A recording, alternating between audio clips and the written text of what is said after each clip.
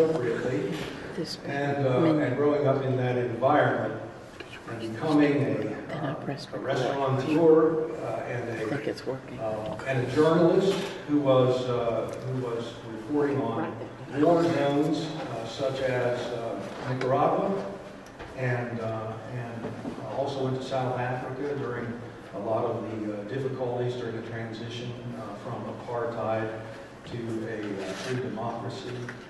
And so she had great experience and had seen some of the hardest things that had happened in the world. And then she came to St. Gregory's Church. For some reason, she ended up at the church. And so this is a part of that story.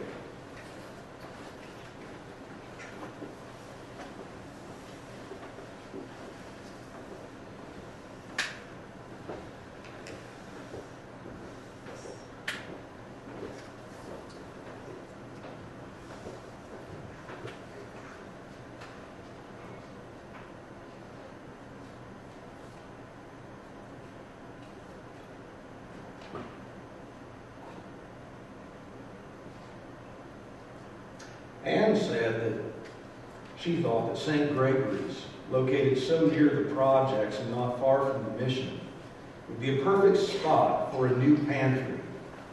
"Are you up for it?" she asked, grinning. "Absolutely," I said. Absolutely unsure, that is. Charity had always slightly creeped me out.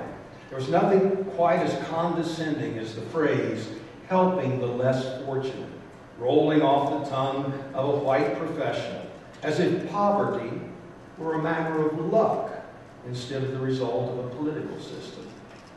As a left-wing activist, I shared the skepticism of my friends about the faith-based charities that provided scanty cover for a conservative agenda.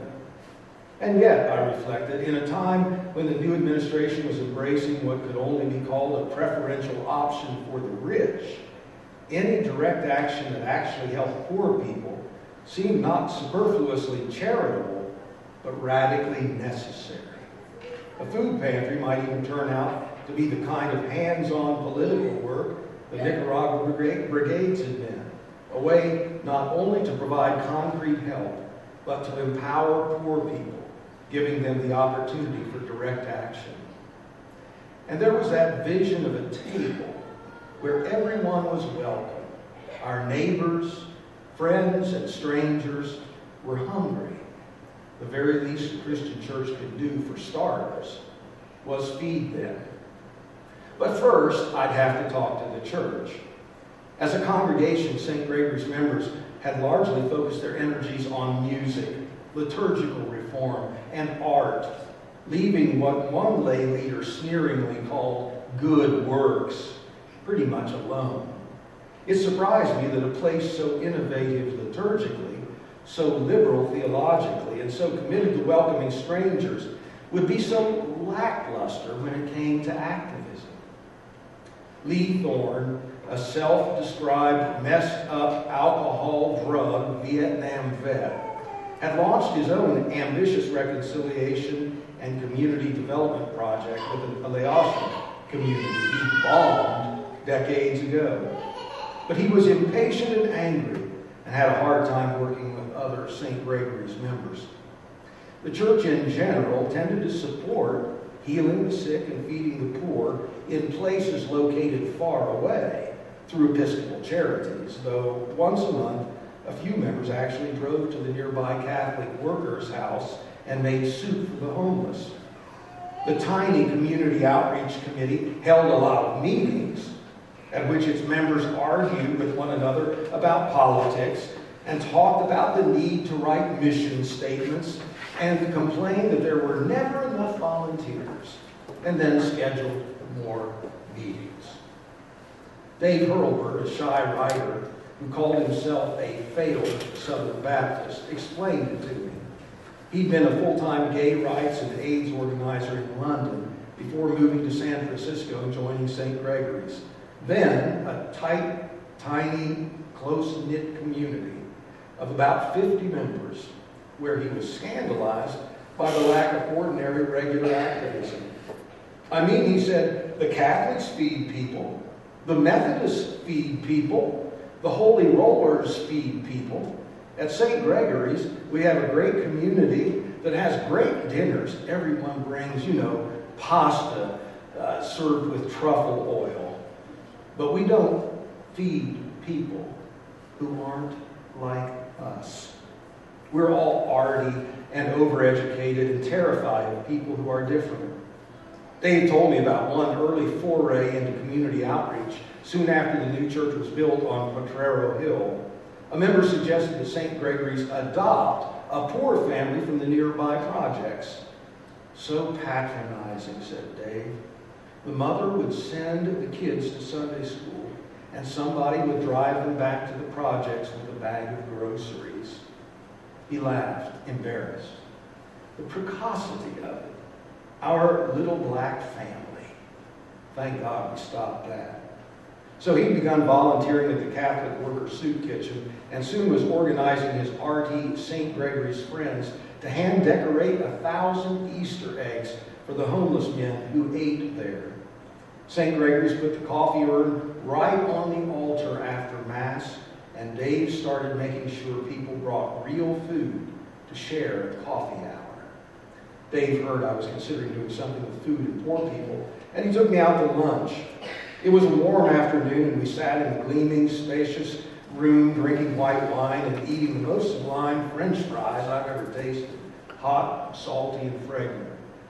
Well, my dear, said Dave, after I described the idea for a food pantry and prodded him for a while about the possibilities for getting it done at St. Gregory's. He was unfailingly polite, didn't express his opinions directly unless pushed. You don't want to go too fast and not have the support you need. It would be dreadful if this fails. Bad for you and bad for the church. He offered me a bite of his Meyer lemon souffle. The desserts are exquisite here, he said. But really, Dave said, I'll do whatever it takes to make this happen. You are filling in a word in God's crossword puzzle. I called up Donald Shell, our priest. I still wasn't quite sure of the protocol surrounding priests, so I stood rather awkwardly in his office while he finished typing something furiously on his laptop. Donald, I finally said, this sounds really strange, but I think I'm having a vision. He glanced up, unperturbed. Well, what does it look like? He asked. I spent months trying to organize the pantry. Later, Donald would tell me that for some reason I trusted you and knew this was going to happen. But he was more aware than anyone of the resistance I might encounter, and he decided not to weigh in actively. But watch what happened in the parish when I brought my proposal forward. He smiled when I told him I'd been inspired by the new communion table with its inscriptions. He said that altar was extravagant, $6,000 or something. And then you came and said, fine, now let's use that table to do what it says. On that table had been inscribed the portion from St. Matthew's Gospel about feeding the hungry. Donald sighed, recalling his anticipation of a fight. I thought, wow, this will be interesting. We just spent all this money on an altar, and now we're going to bring people in who will scratch it. At his suggestion, I wrote an open letter to the staff and the church's governing board, the vestry, setting forth my idea. With the annoying enthusiasm of a new convert, I informed them that, according to the gospel, there was nothing to fear. The main thing I said was that the food pantry, as I envisioned it, was another way of doing church, though one that didn't demand belief or expect people to pray. It wasn't a social service program, but a service modeled on the liturgy of the Eucharist.